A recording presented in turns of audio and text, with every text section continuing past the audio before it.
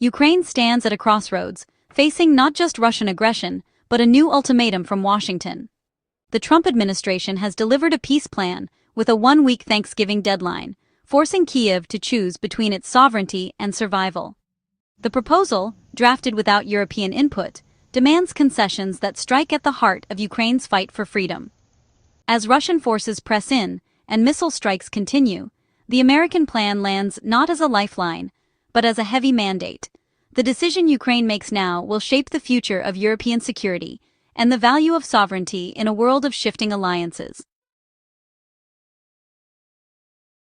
At the center of the crisis is a 28-point peace plan from the Trump administration, demanding Ukraine cede the Donbas and accept Crimea as de facto Russian territory. The plan also requires Ukraine to abandon NATO ambitions and cap its military, while offering Russia a path back into the global community and the lifting of sanctions. In return, Ukraine receives only vague security guarantees, with no clear enforcement. For many Ukrainians, these terms are a bitter reward for Russian aggression and a blow to national pride. The plan's transactional nature leaves Kyiv questioning whether its sacrifices will truly bring lasting peace. President Zelenskyy addressed his nation in a moment of profound gravity, standing before the blue and yellow of Ukraine's flag. His words echoed through living rooms, public squares, and the halls of power as he framed the American proposal not merely as a matter of policy, but as a defining test of Ukraine's dignity and self-respect. He spoke with a conviction that resonated deeply with his people, making it clear that this was a crossroads for the nation, a moment that would shape the future of Ukraine's identity and its place in the world. This was not just a diplomatic negotiation, he insisted, but a question of principle and survival. The stakes were far higher than any single agreement or alliance. Zelenskyy emphasized that the choices made in these rooms would reverberate far beyond the negotiating table, affecting the lives of millions and the fate of a sovereign nation. He warned that the choice before Ukraine was stark: either risk losing a key partner in the West or sacrifice the nation's honor and independence. It was, he said, a decision that no sovereign country should ever be forced to make. Zelenskyy's message was clear: Ukraine would not allow itself to be reduced to a bargaining chip in the games of great powers. The world, he argued, must recognize the human cost of such choices.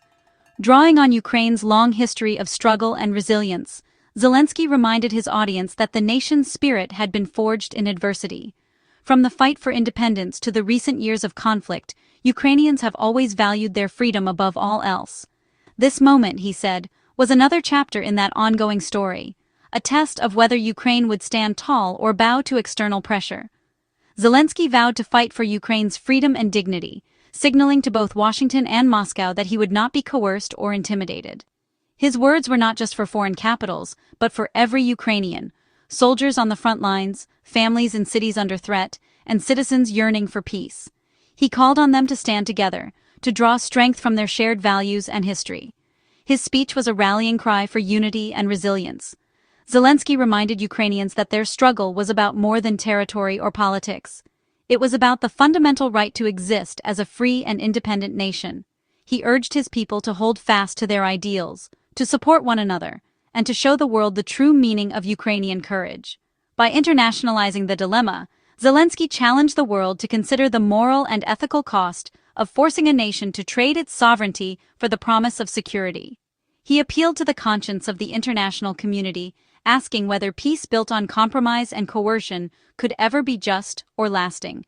The coming days will reveal whether Zelenskyy's stand for dignity and freedom can truly shift the course set by Washington, and whether the world will stand with Ukraine in its hour of need. The American plan comes with a clear threat: accept or risk losing vital U.S. military aid and intelligence. Reports suggest Washington is prepared to cut off support if Kyiv refuses, a move that would cripple Ukraine's defense and embolden Russian advances. For years, U.S. weapons and intelligence have been Ukraine's lifeline. Their loss would be catastrophic. Accepting the plan means sacrificing territory and sovereignty, while rejecting it risks abandonment on the battlefield. Ukraine is cornered, forced to choose between a peace that feels like defeat and a fight that may become unsustainable. The stakes could not be higher for Zelenskyy and his nation. Moscow has welcomed the U.S. peace proposal, which aligns almost perfectly with Russia's war aims. Putin's endorsement comes with a warning: reject the deal, and Russia will pursue its goals by force. The plan legitimizes Russian territorial gains and offers a path to end sanctions and restore Russia's global standing. For Putin, it's a diplomatic victory, winning at the table what he sought on the battlefield. With Russia ready to sign, the pressure mounts on Kyiv to accept or be blamed for obstructing peace. For Ukraine, Russia's approval is proof the deal is tilted in the aggressor's favor. European leaders were blindsided by the U.S. plan, excluded from its drafting and alarmed by its implications. The proposal threatens to destabilize the continent by rewarding aggression and undermining sovereignty. Britain, Germany, and France are scrambling to support Ukraine, working on a counter-proposal that demands a full Russian withdrawal and credible security guarantees. Yet, Europe's influence is limited without U.S. backing. American support remains decisive. European leaders now face the challenge of helping Ukraine resist U.S. pressure and negotiate a fairer peace. Their best hope is to provide enough support for Ukraine to withstand the ultimatum. As Ukraine faces relentless Russian advances in the east, its negotiating position weakens. The military crisis is compounded by a domestic corruption scandal, fueling doubts about Kyiv's unity and Western support. Conflicting reports about Ukraine's stance on the U.S. plan add confusion and strain relations with Washington. Despite the turmoil, Zelensky's government, backed by European allies, is crafting a counter-proposal focused on sovereignty and territorial integrity. The upcoming G20 summit, boycotted by Trump, offers a rare chance for Ukraine and Europe to rally international backing. The outcome of these maneuvers could determine Ukraine's fate. Ukraine stands at a crossroads, facing two agonizing and uncertain paths. The first is to accept the U.S.-brokered plan, which promises an end to the war but comes at a steep cost: the loss of territory, the pain of conceding hard-fought ground, and a blow to national dignity. This path is not just about lines on a map. It's about the memories, the sacrifices, and the dreams tied to every inch of land. Accepting the plan would mean making peace with the idea that some parts of Ukraine, places where families once lived and thrived, may never return. It would mean living with the knowledge that the world's most powerful allies have set limits on their support, and that the price of peace is, in part, surrender. Yet, to reject the plan is to risk losing the crucial backing of the United States, the very support that has kept Ukraine's defenses strong and hopes alive. Without American aid, Ukraine's ability to resist would be severely tested, and the burden of war would grow heavier with each passing day. Acceptance would bring a fragile peace, but it would also send a message to the world that aggression can be rewarded, and that the powerful can redraw borders by force. For Ukraine, this peace would be shadowed by vulnerability, as the threat of future conflict would always linger. For many Ukrainians, the idea of ceding the Donbass and Crimea is unthinkable. These are not just territories, they are home to countless memories, the resting place of loved ones, and the symbol of a nation's struggle for freedom. To give them up would feel like a betrayal of those who fought, suffered, and died for the dream of a united Ukraine. On the other hand, rejecting the plan means choosing to fight on, but with dwindling resources and the looming threat of isolation. The war would become lonelier, more grueling, and the sacrifices even greater. Ukrainian soldiers would face longer nights in the trenches, and families would continue to live with uncertainty and fear.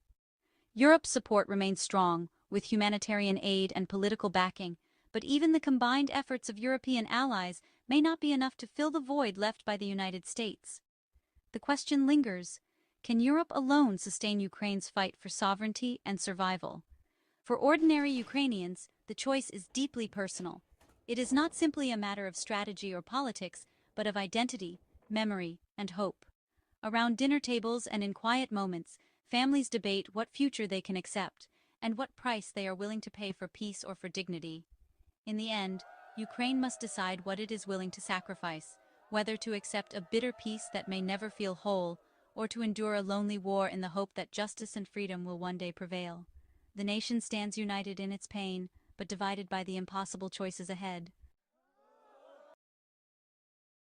As the Thanksgiving deadline nears, Ukraine stands at a crossroads that will define not only its own future, but the very meaning of national sovereignty in the 21st century. The world watches as the country faces a decision that will echo far beyond its borders, shaping the fate of millions and the principles that underpin the international order. This moment is not just a test for Ukraine, but a challenge to the world's commitment to the ideals of independence, self-determination, and the right of nations to chart their own course. The eyes of the global community are fixed on Kyiv, searching for signs of resolve, unity, and hope. The U.S. plan, while presented as a path to peace, raises difficult questions about the balance between diplomacy and principle. It challenges the fundamental notion that a nation's fate should be decided by its own people, not by the calculations or compromises of distant powers. For Ukraine, the stakes could not be higher. Its territory, its people, and its very identity are not bargaining chips to be traded in the halls of power. The choices made now will determine whether Ukraine remains a sovereign nation or becomes a pawn in a larger geopolitical game. Throughout this conflict, Ukraine's resilience and courage have inspired the world.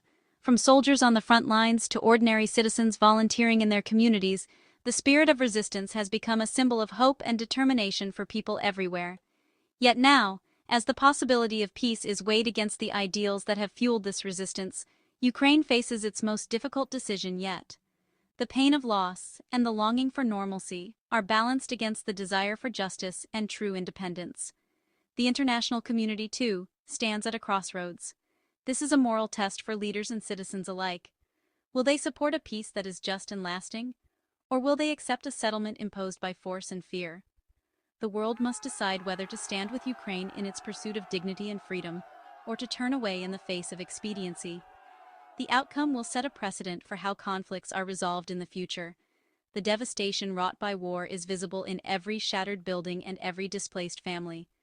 The question remains, will peace come through compromise, or will it be dictated by those who wield the most power? The counterproposal with Europe offers a glimmer of hope, a chance for a fairer, more balanced outcome that respects Ukraine's sovereignty and the sacrifices its people have made. But the journey ahead is fraught with uncertainty. Rebuilding shattered lives and cities will require not only courage, but also unprecedented international support and solidarity. Whether Ukraine chooses to accept a flawed peace or to continue its struggle for a more just resolution, the challenges will be immense. The decisions made in the coming days will shape the nation's destiny for generations. In either case, Ukraine will need the world's unwavering support, not just to survive, but to heal, rebuild, and thrive as a free and independent nation. The responsibility does not end with a ceasefire. It continues with the hard work of recovery and reconciliation. The world is watching. What happens next in Ukraine will not only determine the fate of one nation, but will also shape the global order and the values we choose to defend for years to come.